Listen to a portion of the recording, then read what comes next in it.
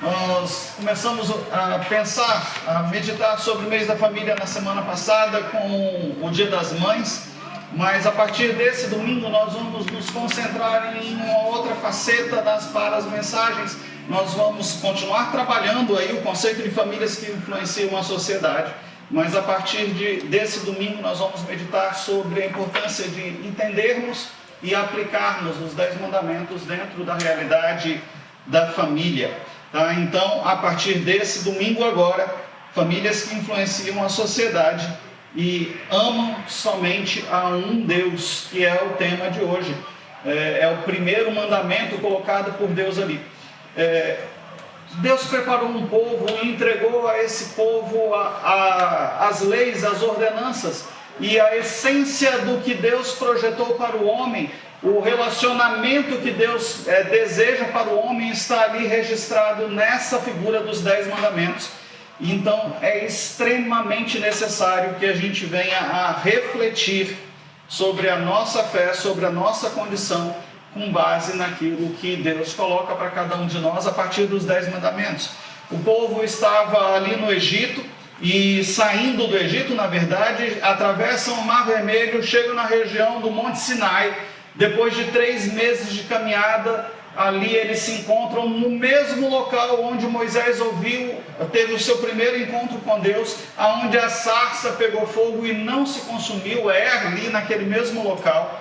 E o Monte Sinai fica a uma altura de 2.275 metros de altitude, acima do nível do mar. Para os irmãos terem uma noção, Brasília está a 1.000 metros, eu acho que, se não me engano, o ponto mais alto de Brasília é 1.000 metros acima do nível do mar, fica no Lago Sul, se não me falha a memória. E essa plataforma, esse pico do Monte Sinai está a um nível já de 792 metros de altura. Então é um local, se aqui a gente acha um tanto quanto, às vezes, cansativo, seco, ruim, imagina naquela região, a gente está a 1.000 achando ruim, a 2.275 não deve ser tão confortável da mesma forma. E eles ficaram ali, permaneceram nesse local por 1 ano, né? E ali naquele local Deus começa a reescrever a história de seu povo. Deus faz 3 pactos basicamente com a história do povo dele ali. Ele entrega as tábuas da lei, mas ele também vai colocar 3 acordos. O primeiro deles você vai encontrar lá em Gênesis capítulo 6, versículos 18, e depois Gênesis 9, de 8 a 17, o primeiro acordo, o primeiro pacto que Deus faz com Deus através da vida de Noé, salvando, resgatando a família de Noé do dilúvio. E ali, naquele pacto, naquele acordo, Deus promete nunca mais destruir a humanidade através das águas do dilúvio. Um segundo momento, Deus chama Abraão lá em Gênesis 15, e a história começa a partir dali de Gênesis 15, e Deus promete multiplicar a descendência de Abraão e fazer dela abençoada, e é através da descendência de Abraão que vem Jesus ao mundo. Os descendentes, um dos últimos descendentes de Abraão ali é a figura do próprio Deus encarnado, feito gente. E por fim, agora aqui no Monte Sinai, nessa região, Deus faz uma aliança não mais com indivíduos separados, mas faz uma aliança com uma nação inteira, entregando a essa nação 10 mandamentos nos quais eles deveriam seguir. E há uma questão interessante na entrega das tábuas dos 10 mandamentos. A gente às vezes olha e fala, é um monte de regras que precisam ser seguidas, mas na verdade não é isso que Deus está nos entregando. O que Deus entrega ao seu povo eu quero me relacionar com você, e essa é a forma que você precisa agir para que você possa se relacionar comigo. Esse é o caminho. Os 10 mandamentos não são uma cerca, um muro que impede você de atravessar para um outro lado, mas é uma proteção, porque do outro lado está um abismo, e a gente precisa olhar os 10 mandamentos com essa figura à mente. Deus falando, nesses limites que você deve caminhar se você quer me conhecer de forma verdadeira. Os 10 mandamentos você vai encontrar em Êxodo capítulo 20, a partir do verso 1, E os 4 primeiros mandamentos estão ligados aos nossos deveres para com Deus, é como nós devemos nos portar diante de Deus. E os 6 últimos mandamentos são os deveres que nós devemos ter com o nosso próximo. Então ele começa ensinando nos 10 mandamentos como eu devo agir para com Deus, e depois ele fala como é que você tem que agir para com o seu próximo. Assim diz a palavra de Deus, e Deus falou todas essas palavras. Primeiro mandamento: eu sou o Senhor, o teu Deus, que te tirou da terra do Egito, da terra da escravidão. Segundo mandamento: não terás outros deuses além de mim. E aí agora ele explica o que você não deve fazer para cumprir esse mandamento. Não farás para ti nenhum ídolo, nenhuma imagem de qualquer coisa no céu, na terra ou nas águas debaixo da terra. Não te prostrarás diante dele, nem lhes prestará culto, porque eu, o Senhor, o teu Deus, sou Deus zeloso, que castiga os filhos pelos pecados dos seus pais até a 3ª e a 4ª geração daqueles que me desprezam, mas trato com bondade até 1000 gerações aos que amam e obedecem os seus mandamentos. Terceiro mandamento: não tomarás o nome do Senhor, o teu Deus, pois o Senhor, não tomarás em vão o nome do Senhor, o teu Deus, pois o Senhor não deixará impune quem tomar o seu nome em vão. Quarto mandamento: lembra-te do dia do sábado para santificá-lo. Trabalharás 6 dias e nele fará todos os teus trabalhos, mas no 7º dia, o sábado dedicado ao Senhor, o teu Deus. Nesse dia não farás trabalho algum, nem tu, nem os teus filhos ou filhas, nem os teus servos ou servas, nem os teus animais, nem os estrangeiros que morarem em tuas cidades. Pois em 6 dias o Senhor fez os céus e a terra, o mar e tudo que neles existe, mas no 7º dia descansou. Portanto, o Senhor abençoou o 7º dia e o santificou. Olha que coisa interessante que Deus vai falar nesses primeiros 4 mandamentos. Ele vai falar: olha, se você quer se relacionar comigo, lembre-se de que eu sou o Senhor, eu sou Deus. Ele está pedindo aqui exclusividade. Ele está falando aí no 2º mandamento: não terás outros deuses além de mim.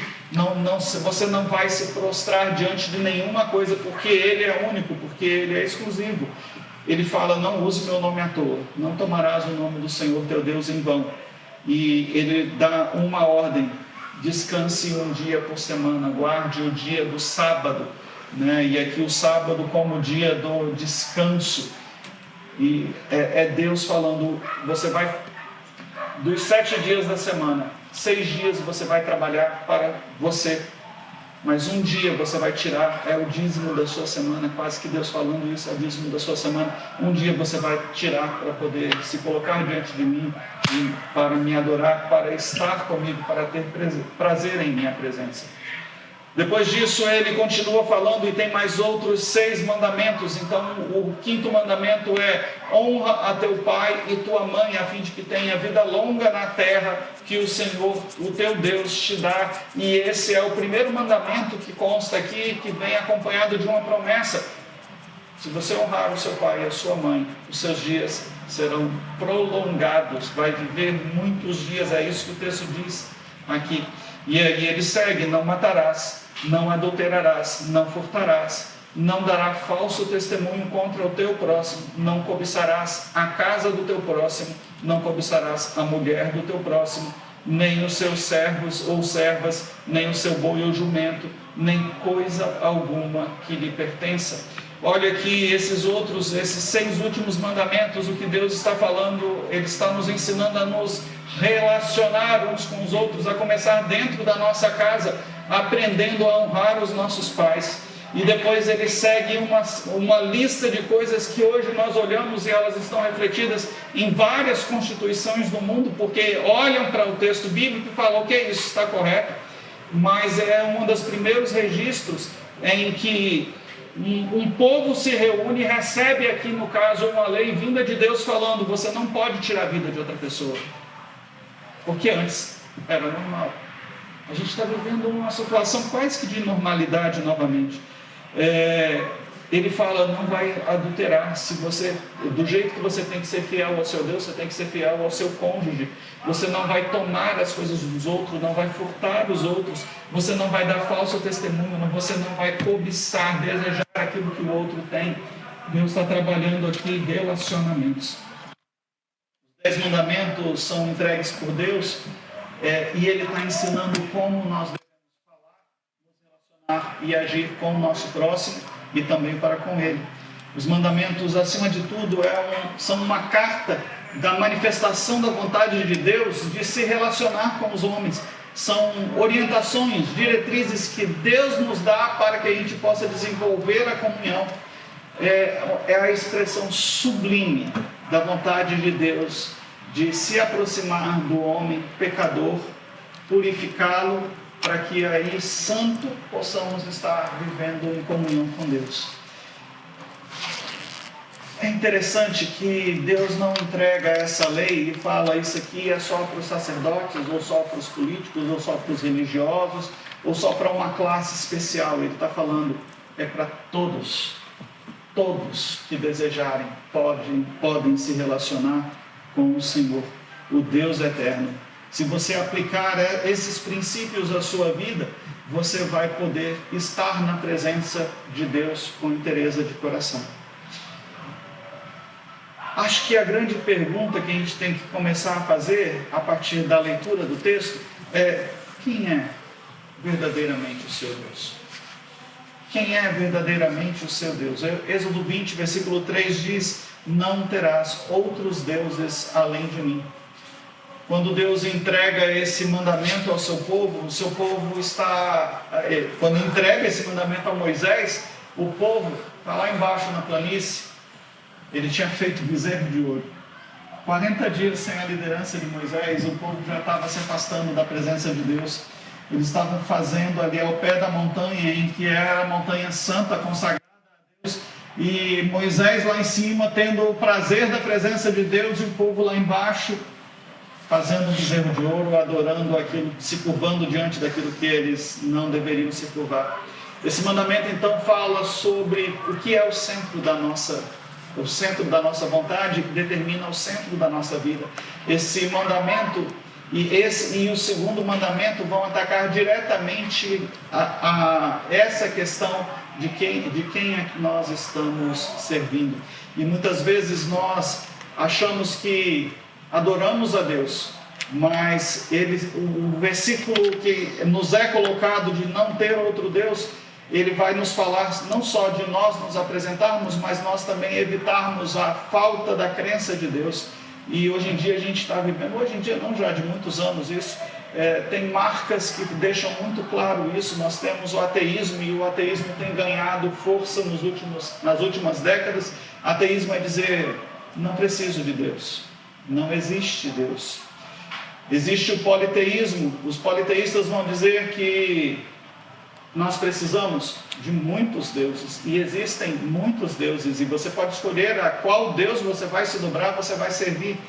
Há uma forma que nós pouco conhecemos que chama monolatria, e apesar de pouco ser dito sobre a monolatria, e ela é diferente da idolatria, a idolatria é se curvar diante de deuses falsos, mas a monolatria, e ela é muito praticada, a gente vai vendo isso sendo descrito no Velho Testamento. Monolatria é você dizer assim: eu sirvo a um Deus, mas eu sei que tem outros. E isso é uma coisa que está começando a ganhar forma novamente, porque dentro dessa política do politicamente correto, dessas questões do politicamente correto, ele fala: olha, eu respeito a sua fé, eu respeito, e você deixa de falar da salvação, mesmo sabendo que quando você se cala, você condena a outra pessoa à morte eterna. Não é só aqui, você está condenando essa pessoa por toda a eternidade. E há um formalismo também impresso nos dias de hoje, que é assim: nós precisamos de uma boa religião, de bons ritos, de uma boa filosofia, de bons costumes, mas o que nós precisamos, na verdade, é de Deus. Eu estou acompanhando uma série que chama Raio Negro. É um super-herói, dessas séries de super-herói americano, e o herói é cristão, E a série de vez em quando cita versículos bíblicos, e é interessante porque não é feita para o público evangélico, é feita para o público normal. Mas eu tenho observado que mesmo citando versículos bíblicos o tempo todo, em momento algum se apresenta Jesus como Salvador, em momento algum se cita que o poder e a salvação está em Deus, que Ele é a autoridade. Os versículos são tirados dos seus contextos, assim como frases de grandes homens, Martin Luther King e outros pensadores e teólogos, são retirados do contexto para justificar um procedimento para a vida atual. É bem isso, o formalismo. A gente está começando a ver sendo impregnado na sociedade. Você não precisa aderir a uma ideologia de gênero, você só começa a abrir concessões aqui e ali na sua fala, e isso vai ganhando corpo, e daqui a pouco você vai começar a agir como os outros sem perceber o quão distante nós estamos da presença e da vontade de Deus. Irmãos, todos nós vivemos em função dos nossos deuses, ou do nosso Deus, ou dos nossos deuses. O maior perigo hoje não é a idolatria. Hoje é difícil, poucos são os que realmente assumem que se dobram diante de uma estátua, porque mesmo aquelas religiões que trabalham a questão, por exemplo, do catolicismo, em que se tem a presença de estátuas, de ícones, geralmente se fala, eu não estou adorando a imagem, eu estou adorando o que ela representa. Diferente de antes, de achar que uma estátua poderia fazer algo por você. Mas hoje a gente não se curva, não vê muito esse curvar-se diante de ídolos, de ícones, de estátuas feitas de madeira, de pedra, de ouro, de prata, seja lá do que for. Mas em nossa mente, muitas vezes, nós ainda alimentamos e guardamos muitos ídolos. Muitos deles são impossíveis de serem tocados, mas continuam fortes e poderosos o bastante para influenciar e mudar as nossas decisões. O que é um Deus? Um Deus é alguém que toma o centro da minha vida e que dirige as minhas decisões. E muita gente está se deixando dirigir pelo ego, eu sou bom, o dinheiro, o divertimento, a profissão, vivem para trabalhar. A religião, eu faço tudo na casa de Deus, mas às vezes a pessoa, por mais atividade que tenha dentro da igreja, ainda assim está longe daquilo que Deus gostaria para ela. As amizades, o poder, o status, a família, ou até mesmo os filhos. Mateus capítulo 6, versículo 21 vai dizer: aonde estiver o seu tesouro, aí estará o seu coração. Nós colocamos a nossa vontade naquilo que nós achamos que é precioso para cada um de nós. Quem é o seu Deus? Quem é o Deus da sua casa? Qual é ou o que é aquilo na qual você tem se curvado? Aonde o seu tempo, os seus recursos e a sua energia estão sendo investidos? Quem é o Deus da sua família? Entra na sua casa, começa a refletir, verifica se você não tem montado altares, e mesmo que você não tenha se ajoelhado diante deles, o seu comportamento, as suas atitudes têm te feito curvar diante daquilo que você, mesmo não querendo, pode estar adorando. Onde você tem investido seu tempo? O que pode acontecer na nossa alma, na nossa mente, no coração, que vai impedir você de amar a Deus de todo o coração, de toda a sua alma, de todo o seu entendimento, de toda a sua força? O que é? Será que você consegue identificar o que é que te impede de vir adorar e estar na presença de Deus? Se você consegue identificar isso, você vai estar apontando na sua vida um ídolo, um altar que precisa ser retirado. O maior desafio da nossa vida, irmãos, é manter Deus em primeiro lugar. É o desafio que enfrentamos todos os dias. Manter um relacionamento íntimo, próximo com Deus, pessoal, crescente. Colocar Jesus na posição que Ele merece como centro de nossa vida, centro da autoridade, aquele que dirige, aquele que nos orienta. E isso é muito complicado, porque muitas vezes nós nos deixamos levar. E eu Aqui o pastor Roberto Silvado, que estruturou, fez o esboço dessa pregação, eu adaptei ela, mas o esboço é dele, vindo do material da Universidade da Família. Ele vai dizer que o nosso maior desafio, muitas vezes, ele divide em faixa etária, e ele vai colocar assim, olha só, para os jovens, às vezes o ídolo é o prazer da vida, é viver intensamente tudo o que a vida pode oferecer, experimentar de tudo. Eu posso estar perdendo algo, então eu não quero perder nada, eu vou aproveitar de tudo enquanto eu tenho tempo. Mas isso é início de juventude, e muitos se perdem aí por causa disso, achando que tem que experimentar, tem que provar, e acabam se afastando de Deus. Mas quando chega a crescer um pouco mais, para o jovem adulto, os sonhos, as ambições profissionais, que não são errados, mas tomam o lugar da adoração a Deus, e aí você vai começar a ver alguns deixando de estar no momento de adoração, de culto, de buscar a presença de Deus, de estar na presença de Deus vivo, porque eu preciso crescer profissionalmente. E volto a falar, não há nada errado nisso. A questão é quando nós abrimos mão do nosso relacionamento com Deus para isso. Os adultos vão muitas vezes se curvar diante da busca pela segurança, o recurso financeiro, um bom salário, a casa própria, a aposentadoria, a estabilidade, né, aproveitar ainda de poder ter alguns momentos de férias, de lazer, o que não é errado. O errado é quando isso ocupa o lugar de Deus e a gente começa a viver para isso ao invés de viver para Deus. E não fica ninguém de fora, porque quando chega o grupo da terceira idade, às vezes o ídolo se constrói com as nossas memórias de um passado glorioso, e a gente começa a viver só olhando para trás e achando que antes era melhor do que os dias de hoje. E é uma frase que a gente cresceu ouvindo, a gente fala hoje, é possível que lá na frente nós vamos continuar falando, tá? Ou comemorando e celebrando, se curvando diante daquilo que foi realizado, ou então lamentando porque não fez alguma coisa.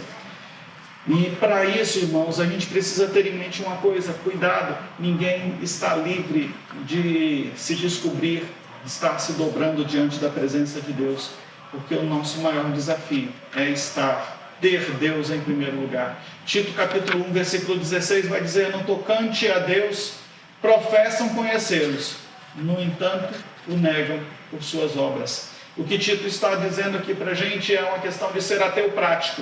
Eu conheço Jesus, eu conheço a palavra, eu sei o que tem, mas não a pratico. Eu vou à igreja, eu canto no coro, eu dirijo louvor, eu toco, eu canto, eu prego, mas do resto da semana eu esqueço que existe um Deus e que eu tenho que me dirigir a Ele. O grande ponto, irmãos, é que se você fez um pacto com o Senhor, você precisa cumprir esse pacto, cumprir esse mandamento. Talvez então a pergunta é: você fez verdadeiramente um pacto? Êxodo capítulo 20, versículo 5 vai dizer: não te prostrarás diante deles, nem lhes prestará culto, porque eu, o Senhor, o teu Deus, sou Deus zeloso, que castiga os filhos pelos pecados dos pais, até a terceira e a quarta geração daqueles que me desprezam. Deus não tolera dividir espaço com aquilo que se apresenta como outros deuses, mesmo não existindo. Nosso Deus pede exclusividade, zelo. A palavra zelo traz essa conotação de exclusividade.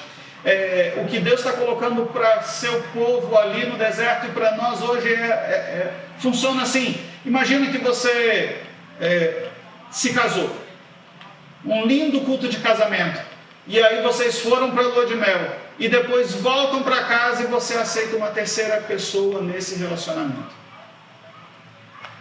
Difícil você encontrar hoje em dia. A maioria das pessoas falam: não, eu quero buscar exclusividade. E é isso que Deus está falando para a gente. Ele faz uma aliança, um pacto, um acordo, um casamento, e Ele fala: não é para ter terceiros entre você e o seu Deus. Deus quer cuidar de você e sabe que ninguém vai fazer isso melhor do que Ele. Por isso Ele pede a você um pacto de exclusividade. Talvez você ore a outros deuses, talvez você não ore a outros deuses, mas muitas vezes você vai colocar a sua confiança em coisas que estão assumindo o lugar de Deus na sua vida, se deixando dirigir por ideologias ao invés de ser guiado pelos preceitos, princípios e pela palavra de Deus, confiando em superstições, confiando na sua educação, confiando na sua filiação. Você sabe de quem é o seu filho? Confiando nos seus recursos, confiando na sua esperteza. Vamos dar um jeitinho, o famoso jeitinho brasileiro. Mas acho que a questão é aonde você tem investido sua vida, seu tempo e seus recursos. Porque na hora que você descobrir isso, você pode estar descobrindo um altar que você fez no seu coração e na sua mente. Ter apenas um Deus em nossa vida pode gerar uma sensação de que estou perdendo alguma coisa, principalmente para os mais jovens. Mas essa não é a impressão correta, porque o pensamento é que todas as vezes que eu escolho alguma coisa, eu estou dizendo não a tantas outras coisas. Mas quando você descobre que as outras coisas que você disse não, para qual você disse não, são coisas que não são verdadeiras, que não são firmes, que não são sólidas, e você disse sim para aquilo que é verdadeiro, sólido, concreto, que é o nosso relacionamento com Deus, você vai descobrir que você não perdeu, você sempre ganhou, por escolher estar na presença de Deus. Deus nos oferece vida e vida plena e abundante. Mateus capítulo 6, verso 24 vai dizer isso. Ninguém pode servir a dois senhores, pois odiará a um e amará o outro, ou se dedicará a um e desprezará o outro. Vocês não podem servir a Deus e ao dinheiro, ou a Mamon, nas traduções mais antigas, que era o Deus da riqueza, ali naquele contexto do Novo Testamento. O que Deus olha para a gente e fala, Deus quer exclusividade na sua vida. Deus não aceita um lugar de igualdade, porque Ele é supremo. Quando Cristo morreu na cruz pelos nossos pecados, Ele estava nos ajudando a viver e abrindo o caminho para vivermos ao seu lado. Não dá para você ter nenhuma outra referência de deuses que fizeram a mesma coisa por você, mas mesmo assim a gente continua buscando e nos agarrando a esse procedimento. Pedro vai dizer que o peso dos nossos pecados caiu sobre ele ali, 2 Coríntios capítulo 5, verso 21, vai dizer, Deus tornou os pecados por nós, aquele que não tinha pecado, para que nele nos tornássemos justiça para Deus. E o próprio Jesus vai declarar em Mateus 22, 37 e 38, ame o Senhor teu Deus de todo o seu coração, de toda a tua alma, de todo o seu entendimento. Esse é o primeiro e o maior mandamento apresentado por Deus. Satanás, quando promete o mundo todo para Jesus, quando faz a proposta ali na tentação do deserto, falando, se vocês se prostrarem, se você se prostrando me adorar, a resposta de Jesus a Satanás é, retira-te, Satanás, pois está escrito, adore o Senhor, o seu Deus, e só a Ele prestará culto. Quem é, ou o que é, que está ocupando o lugar de Deus na sua vida? O que tem ocupado o centro da sua atenção, o que tem dominado as suas decisões? Irmãos, o que está acontecendo com a sua alma, com o seu coração, com a sua mente, que tem impedido com que você ame a Deus e sirva a Ele com interesse de coração, sem limitações, sem restrição? Marcos 8,35 vai dizer, pois quem quiser salvar a sua vida, a perderá, mas quem perder a sua vida por minha causa, este a salvará. Talvez quando nós olhamos tudo isso, você fale, pastora, mas é muito difícil a gente seguir tudo o que a Bíblia, o que a palavra coloca. E eu tenho uma palavra para você, vida cristã, irmão, não é um fardo, é um desafio, mas não é um fardo. É um desafio, porque nós precisamos buscar a vontade de Deus, nós precisamos buscar o seu querer em todos os momentos, confessar os nossos pecados, reconhecer a Cristo como nosso Senhor e Salvador, se a gente quiser cumprir os mandamentos. O interessante e o mais maravilhoso é que você não vai precisar de viver ou passar por isso sozinho. porque aquele que nos salva também providencia o caminho de salvação. Ele manda o Espírito Santo para nos conduzir e nos ajudar a nos aproximar dele. Então, o convite que eu faço hoje a vocês é: adorem somente a Deus. Ele deve ser a razão da nossa existência. Paulo vai dizer: não vivo mais eu, mas Cristo vive em mim. E esse é o único caminho até o Deus único e verdadeiro. Não há outro. Não há antídoto, não há vacina para o pecado, a não ser o sangue de Jesus vertido na cruz. É a única forma de trazer vida e sentido para a nossa existência, é através de Jesus Cristo. Hoje, irmãos, nós nos reunimos para celebrar a ceia do Senhor, nos lembrar da morte de Jesus na cruz. E esse é o ponto culminante, é o ápice da vontade de Deus em se relacionar conosco. Isso é tão forte, tem tanto significado, que Deus olha para a gente e fala: vocês são pecadores, e nós continuamos sendo pecadores, mas mesmo assim Deus olha para cada um de nós e fala: há condições de uma nova vida. Tendo a Ele como único Deus, único e verdadeiro Deus, e indo a Ele através de Jesus Cristo. Hoje nós celebramos o privilégio da comunhão com esse único e verdadeiro Deus, que se manifesta na forma humana em Cristo Jesus, vai até a morte de cruz, seu sangue é vertido, ele é sepultado, ressuscitado ao terceiro dia, tudo isso com um único propósito: ajudar a mim e a você a cumprir os 10 mandamentos. E o primeiro deles é: vocês têm que ter exclusividade. Deus tem que ter exclusividade na sua vida.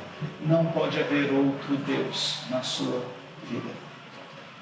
A mesa da comunhão nos remete à presença de Deus, ao seu desejo de se relacionar conosco, e à celebração de um caminho determinado por Deus através de Cristo Jesus, para que por meio da obediência, do senhorio, do perdão, da salvação, nós pudéssemos ser reconciliados com Ele. Lá atrás, Deus faz um pacto: sigam 10 leis. Lá no Novo Testamento, Deus olha para o povo e fala: vocês são tão pecadores que nem 10 leis vocês conseguem seguir. Jesus vem, o próprio Deus se faz carne, cumpre, ensina o caminho, e pelo seu sangue nós então podemos entrar na presença de Deus. Eu quero lhes convidar a fechar os seus olhos, a considerar a sua caminhada. Quero lhe convidar a buscar a presença de Deus.